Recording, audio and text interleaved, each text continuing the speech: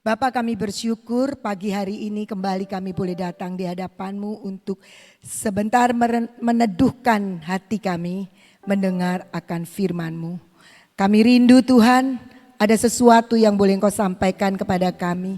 Engkau sudah siapkan kami lewat pujian dan penyembahan. Engkau bawa kami masuk di dalam hadirat-Mu. Dan biarlah Engkau berkenan pagi hari ini Tuhan untuk berbicara kepada kami pribadi demi pribadi. Sehingga apapun yang Engkau nyatakan pagi ini boleh memberikan kepada kami pengertian, hikmat dan pewahyuan untuk kami lebih dan lebih lagi sebagai orang-orang percaya untuk mengerti setiap panggilan dan kehendak-Mu dan memahami akan isi hati-Mu. Mampukan kami pagi ini untuk duduk tenang dan percaya. Terima kasih Bapa, di dalam nama Tuhan Yesus. Amin. Shalom, selamat pagi saudara-saudara. Mari kita baca sama-sama, kita buka dari Matius 20 ayat 1 sampai 16. Ini cukup panjang, jadi mari kita baca bergantian. Matius 20 ayat 1 sampai 16. Saya akan bacakan dari ayatnya yang ganjil dan saudara-saudara bisa ayatnya yang genap. Judul perikopnya adalah perumpamaan tentang orang-orang upahan di kebun anggur. Adapun hal kerajaan surga sama seperti seorang tuan rumah yang pagi-pagi benar keluar mencari pekerja-pekerja untuk kebun anggurnya.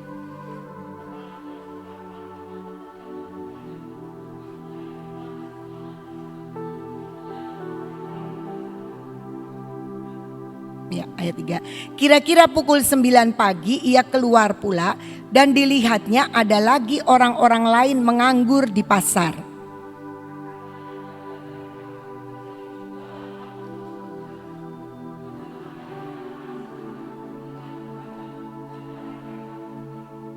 Kira-kira pukul 12 dan pukul 3 petang ia keluar pula dan melakukan sama seperti tadi.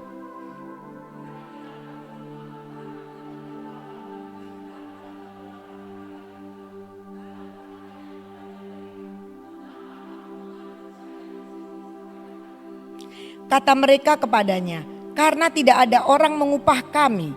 Katanya kepada mereka, pergi jugalah kamu ke kebun anggurku.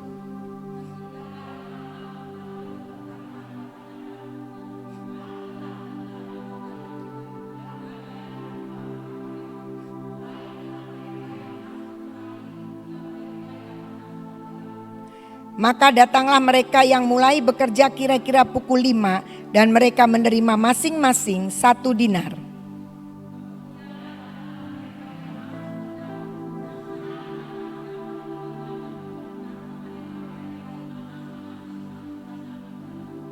Ketika mereka menerimanya, mereka bersungut-sungut kepada tuan itu.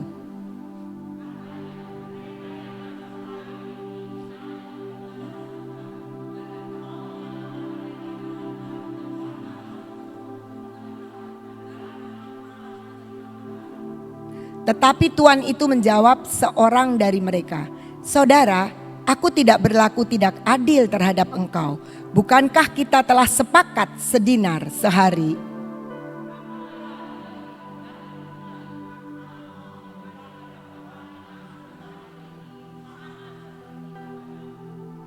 Tidakkah aku bebas mempergunakan milikku menurut kehendak hatiku?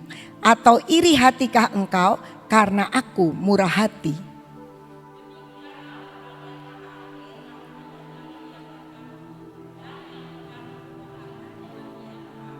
Ya, sampai di situ pembacaan kita. Mari kita simak dari ayat yang pertama ini tentang Matius. Dikatakan gini, adapun hal kerajaan surga sama seperti dan seterusnya. Judulnya perumpamaan. Jadi kita tahu, kita awali untuk memahami perikop ini adalah ini Tuhan sedang cerita tentang kerajaan surga. Cara berpikir kerajaan surga, hitung-hitungannya kerajaan surga. Tuhan kasih lewat sebuah perumpamaan. Dan kita lihat di sini bahwa yang pertama Itu seorang tuan rumah yang punya ladang, yang punya kebun anggur, dia lagi cari pekerja. Nggak ada nih yang ngerjain kebun anggurnya. Dia keluar, pagi-pagi dia keluar. Dia datang ke kerumunan pekerja-pekerja ya. Upah harian nih, tukang-tukang harian yang kadang-kadang ada di pinggir jalan juga, mereka duduk-duduk, tukang gali gitu ya, itu upah harian. Dia datang, kemudian apa yang dilakukan? Dia bersepakat, negosiasi dulu tentang upah yang akan diterima. Dan di dalam satu terjemahan dikatakan mereka sepakat untuk dapatkan upah biasa yang umum aja lah. Kalau sekarang misalnya tukang-tukang umum satu hari 100.000, ya umum aja lah segitu. Nah dikatakan di situ standard days wage. Jadi mereka sepakat dengan upah standar saja. Mereka bernegosiasi. Kemudian rupanya si tuan yang memilih kebun ini, wah kurang orang. Nah jam 9 keluar. Jam 9 keluar dia ketemu lagi orang-orang yang gak punya kerjaan ini. Yuk kamu kerja di kebun anggurku katanya. Nanti aku akan kasih upah yang pantas. Nah si pekerja ini mungkin berpikir biasa orang kerja jam 7 sampai jam 5 sore apa jam 6 sore. Tapi ini kan sudah kurang 2 jam. Tapi tuan ini bilang nanti aku kasih yang pantas. Oke setuju. Pergi mereka ke kebun. Dilakukan seperti itu. Mungkin tuannya ngeliat lagi, kurang. Jam 12 datang lagi, cari lagi. Jam 3 cari lagi, dapat. Diperlakukan sama dengan yang kedua. Tapi tuan ini kepingin hari itu juga. Dalam satu terjemahan juga dikatakan. Dia berharap hari itu juga panenan itu selesai. Jadi jam 5 sore dilihat, wah ini bisa gak selesai. Keluar lagi, cari lagi pekerja. Nah cari pekerja dapat. Kamu kenapa sia-sia aja sepanjang hari? Di terjemahan sederhana mengatakan gitu. Kamu kerjanya nongkrong aja, gak ada orang mau upah. Ya udah kerja, masuk aja ikut. Nah, setelah ikut kerja, jam 6 selesailah waktu pekerja itu. Dia bilang sama mandornya si tuan ini, ayo sekarang suruh baris, kasih yang masuk jam 5. Mungkin kita akan tanya, loh suruh barisnya kok enggak yang masuk jam 7 pagi? Kan biasanya mesti begitu dong, yang jam 5 itu kan belakangan. Sekali lagi kita akan ngomong, Tuhan ini lagi cerita tentang kerajaan surga. Jadi gak bisa dikomplain. Kenapa begitu? Tuhan mau cerita. Ini loh hal kerajaan surga ini seperti ini. Jadi kalau dia bilang yang jam 5 dulu yang baris di depan. Yang pagi, yang dari pagi di belakang. Itu dia sedang menceritakan sebuah kebenaran dari kerajaan surga. Gak bisa dikomplain. Nah seperti itu. Kemudian dikasihlah yang jam 5 itu 1 dinar. Yang belakangnya ini dia 1 jam kerja sampai 1 dinar. Pasti nanti kita dapat lebih banyak. Dan ternyata semua dari depan sampai belakang dapat 1 dinar. Marah, apalagi yang datang pagi-pagi ya. Saya udah capek-capek. Kok ternyata dapatnya yang itu cuma kerja sejam bisa dapat 1 dinar. Kok saya juga dapat 1 dinar. Tapi Tuhan bilang begini. Apakah aku tidak adil? Kan kita udah sepakat. Saya kan cuma melaksanakan kesepakatan kita, negosiasi kita. Dan saya tidak curang. Saya kira seperti itu.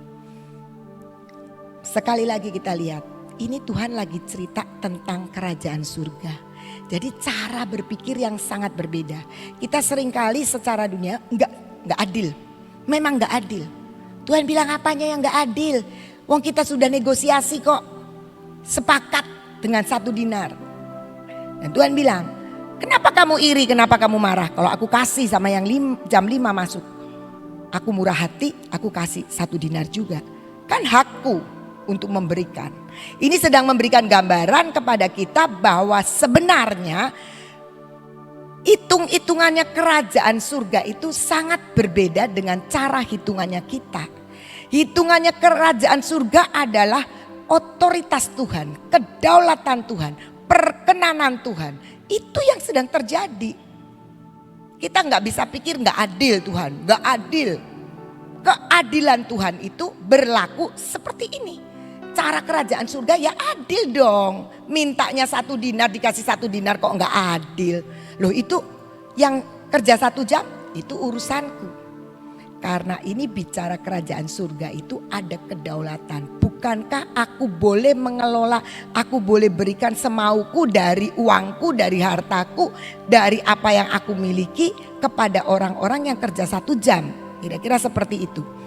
Jadi kita melihat di sini bahwa Tuhan tidak pernah merugikan. Tapi kita harus tahu kerajaan surga itu ada yang namanya perkenanan dan kedaulatan Tuhan. Jadi kita tidak bisa komplain karena ukuran yang kita pakai adalah ukuran kita. Dia cuma 1 jam dapat 1 dinar. Saya kerja dari jam 7 sampai jam 6 ya tetap 1 dinar. Tuhan tidak salah, kan sudah ada negosiasi, kesepakatan. Tipe yang pertama daripada pekerja-pekerja di ladang Tuhan, pelayan Tuhan adalah orang yang suka bikin negosiasi sama Tuhan. Suka sepakat dulu Tuhan. Aku melayani tapi kamu berkati aku loh ya. Aku ninggalin kerjaan tapi kamu berkati ya, negosiasi.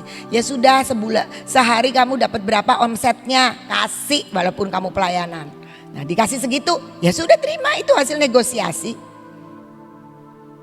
Itu tipe yang pertama. Tipe yang kedua adalah tipe pekerja yang apa? Nanti kamu tak kasih yang pantas. Pantas 1 dinar. Walaupun sebenarnya dia udah kurang 2 jam loh kerjanya. Tapi Tuhan bilang udahlah pantas dapat 1 dinar. Seneng dia kerja karena ada janji. Wah dia rajin, dia kerjain gitu. Jadi ini tipe yang kedua adalah bekerja karena dapat janji, pantas lah nanti. Pasti Tuhan kasih pantas. Wong saya juga sudah kurang 2 jam. Kalau 1 dinar ya barangkali bisa kurangin sedikit lah. Tipe yang ketiga adalah ketika jam 5 kamu kerja sana. Pergi aja langsung kerja. Ya mungkin sih berpikir udahlah wong saya kerja cuma 1 jam ya pasti dapatnya 1/10 dinar. Kira-kira begitu, tapi tidak. Dia bekerja tanpa negosiasi, tanpa tawar-menawar, tanpa tanya. Tapi dia percaya, wis sudah saya kerja 1 jam juga pasti nanti dikasih. Tanpa negosiasi, kamu kerja aja kerja. Dia gak tanya, saya cuma tinggal 1 jam loh Tuan. Nanti saya tetap digaji kan? Enggak tanya begitu. Sudah dia bekerja aja. Nah, dan ternyata akhirnya Tuhan ini memberikan sama semua. Dalam kacamata kita secara dunia Tuhan itu gak adil. Karena kenapa kita kerja keras dapatnya sama yang kerjanya enteng cuma 1 jam. Tapi Tuhan sedang kembali membicarakan masalah kerajaan surga. Jadi kita harus pakai kacamata dan pandangan Tuhan juga. Tuhan kasih perumpamaan ini, dia awali dengan hal kerajaan surga. Jadi kita harus masuk dalam pengertian dari kerajaan surga. Ternyata Tuhan sedang bicarakan apa? Bahwa hitung-hitungan kerajaan surga sangat berbeda dengan hitung-hitungannya kita. Kita pikir adil itu kalau sama rata, sama rasa, semua dapat 1 permen semua tanpa melihat hal-hal di balik itu.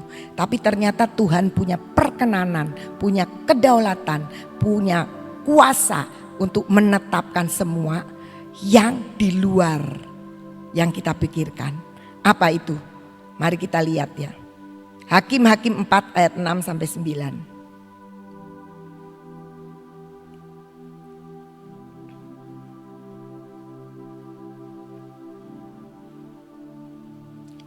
Ini cerita tentang Deborah dan Barak. Deborah seorang nabi, seorang hakim pada waktu itu.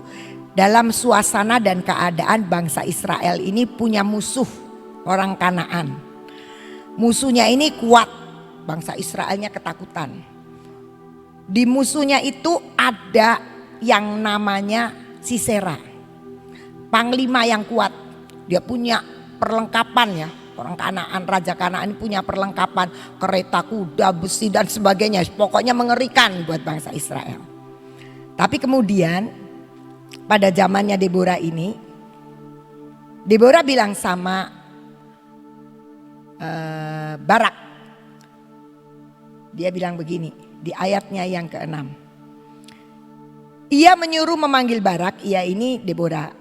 Ia menyuruh memanggil Barak bin Abinoam dari Kedes di daerah Naftali, lalu berkata kepadanya, bukankah Tuhan Allah Israel memerintahkan demikian? Majulah, bergeraklah menuju Gunung Tabor dengan membawa 10.000 orang Bani Naftali dan Bani Sebulan bersama-sama dengan engkau. Dan aku ini Tuhan, karena ini Deborah sedang bernubuat. Dan aku katanya gitu, akan menggerakkan Sisera. Sisera itu yang tadi ditakuti itu panglima tentara Yabin.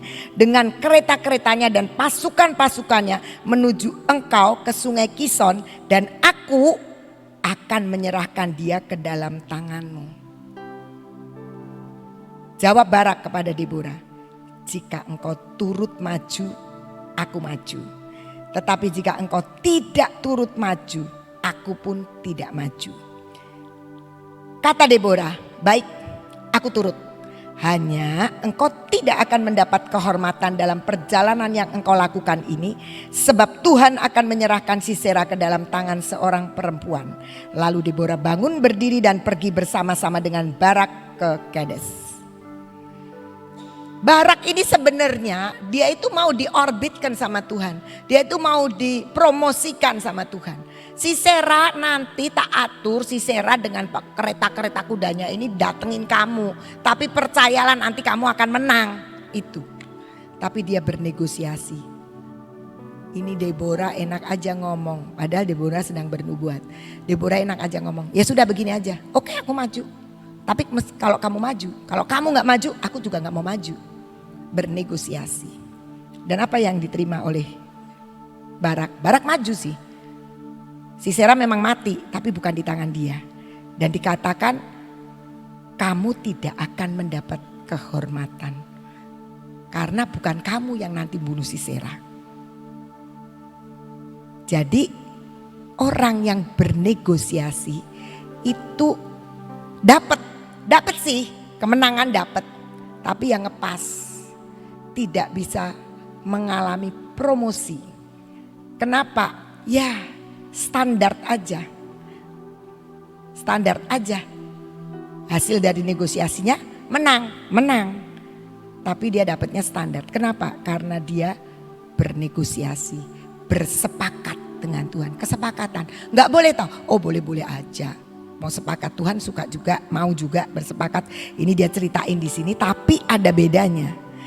Ketika kita lihat yang kedua, dikatakan nanti kembali tadi yang ke Matius tadi, dikatakan di dalam ayat yang keberapa ya, yang kedua tadi, Matius 20, dikatakan aku akan memberikan kepadamu yang pantas. Jadi Tuhan itu ngerti banget, dia tuh ngerti pantasnya kasih berapa. Nanti aku yang atas, waduh seneng. Aku gak akan dikibuli sama Tuhan. Aku gak akan dicurangi, suruh kerja. Tuhan sendiri sudah bilang, kamu nanti akan terima yang pantas. Seneng dia kerja. Ya kan memang aku sudah terlambat gitu. Jadi dia kerja dengan harapan dia akan terima yang pantas. Dan dia ini sudah next level lagi dari yang tadi ya. Sepakat, ngerti apa yang dia dapat. Tapi yang ini sudah lebih percaya. Kasih yang pantas. Nah dia mulai bekerja. Karena dia memandang upah yang pantas. Mari kita lihat 1 Samuel 17. 1 Samuel 17 ayat 25 sampai 27. Ini peristiwa Daud melawan Goliat. Daud datang ke peperangan. Dan dia dengar, berkatalah orang-orang Israel itu, sudahkah kamu lihat orang yang maju itu? Sesungguhnya ia maju untuk mencemoohkan orang Israel. Orang yang mengalahkan dia akan dianugerahi raja kekayaan yang besar. raja akan memberikan anaknya yang perempuan kepadanya dan kaum keluarganya akan dibebaskannya dari pajak di Israel. Lalu berkatalah Daud kepada orang-orang yang berdiri di dekatnya, apakah yang akan dilakukan kepada orang yang mengalahkan orang Filistin itu dan yang menghindarkan cemooh dari orang Israel? Siapakah orang Filistin yang tak bersunat ini sampai ia berani mencemoohkan barisan daripada Allah yang hidup? Rakyat itu pun menjawabnya dengan perkataan tadi, begitulah akan dilakukan kepada orang yang mengalahkan dia. Saya tahu dan saya percaya Daud itu gemes sama Goliat ketika Goliat itu nantang bangsa Israel. Sehingga dia gemes. Siapa sih orang yang tidak bersunat itu? Berani-beraninya nantang barisan daripada Allah Israel, Allah yang hidup. Dia gemes-gemes sekali. Tapi ketika dia kemudian maju, menurut saya ada penyemangatnya. Apa itu penyemangatnya? Dia bakal dapat hadiah, kekayaan yang besar, jadi mantunya raja, keluarganya bebas pajak. Kalau dia nggak mikirin itu, dia nggak nanya. Dia gemes sih gemes, tapi dia nanya, tadi tuh ada janji upah tuh apa ya? Nanya. Jadi dia dengar juga, itu jadi penyemangat. Orang yang bekerja dan bersemangat karena janji. Orang yang bekerja dan bersemangat karena ada sesuatu yang sudah diharapkan. Saya percaya ketika berjalannya waktu Daud berbeda ya. Waktu Daud, kamu kan mau jadi mantunya raja. Emangnya siapa aku ini mau jadi mantunya raja? Tapi pada waktu pertama dia ketemu Goliat, penyemangatnya dia adalah hadiah yang dijanjikan Saul. Pasti itu ada bagian penyemangatnya. Dan Tuhan memang kasih yang pantas kepada Daud. Juga Tuhan menggambarkan pekerja-pekerja tadi itu juga dapat yang pantas. Dapat 1 dinar, gak dipotong loh. Padahal dia kerjanya sudah lebih lambat, lebih sedikit jumlah waktunya dari yang pertama. Tapi Tuhan kasih 1 dinar. Nah, tipe yang ketiga adalah tipe yang masuk jam 5. Yang tidak bernegosiasi, yang ya wis pasrah wong cuma kerja 1 jam. Ketika udah kamu kerja, ya sudah kerja aja. Dan ternyata Tuhan kasih 1 dinar, kerjanya cuma 1 jam. Kenapa? Karena dia mempercayakan waktu, mempercayakan tenaganya, mempercayakan semuanya tanpa nanya-nanya. Aku kerja 1 jam nih Tuhan, aku nanti dapat berapa? Karena aku cuma kerja 1 jam. Orang kan suka kepo begitu kan, pengen tahu. Nah, ternyata dia tidak. Kamu pekerja? Ya sudah kerja. Nah, kemudian waktu pembagian Tuhan malah kasih duluan yang kerja 5. Karena gak pakai nego, gak rewel-rewel. Siapa ya di Alkitab yang begitu? Mari kita lihat Lukas 1 ayat 38.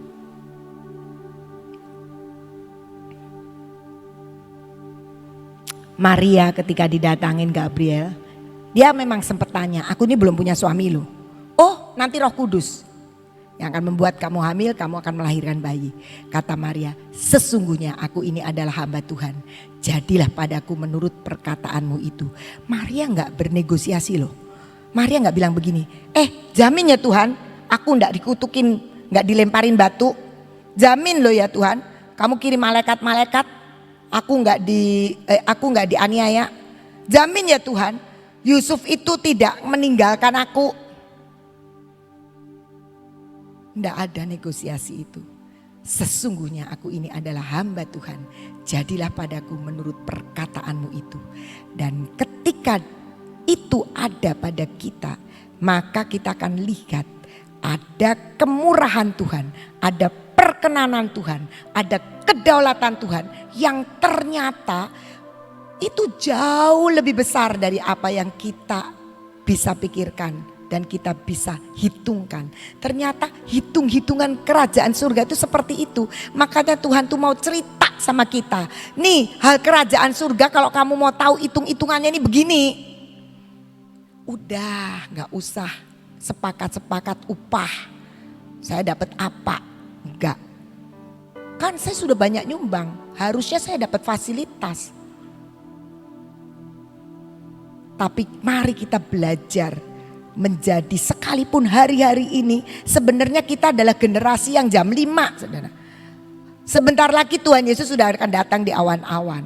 Kita generasi jam 5. Makanya Tuhan inginkan, mari kita belajar untuk, aku ini hamba Tuhan, jadi padaku menurut perkataanmu. Jadi padaku menurut tugas yang kau berikan.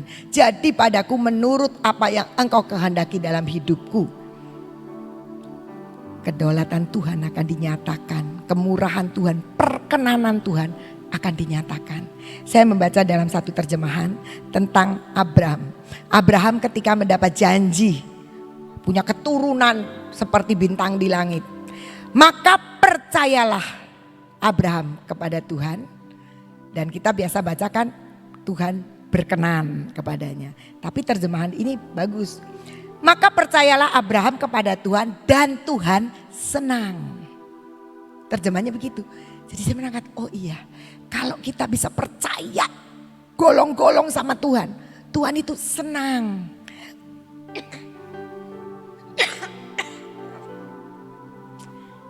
Dan ketika Tuhan senang,